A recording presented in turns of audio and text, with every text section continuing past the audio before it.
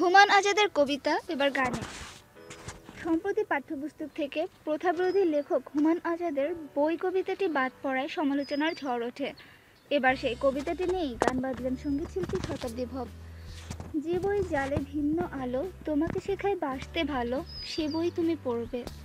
হুমায়ুন আজাদ রচিত এই কবিতাটি সম্প্রতি 2017 শিক্ষাবর্ষের পঞ্চম শ্রেণীর পাঠ্যতালিকা থেকে বাদ পড়েছে। এবার কবিতাটি নিয়ে গান বাঁধলেন সঙ্গীতশিল্পী ভব। গানটিতে কণ্ঠ দেওয়ার পাশাপাশি শিল্পী নিজেই সুর করেছেন। গানটির সঙ্গীত আয়োজন করেছেন রিপন চৌধুরী।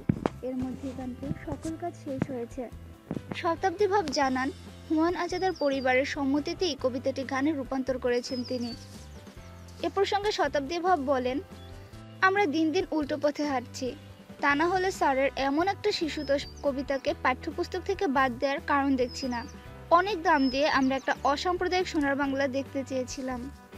তিনি আরও বলেন, বই কবিতাটি বাদ দেওয়ার পর আরও অনেকের মতো আমিও হতবাক হয়ে পড়ি।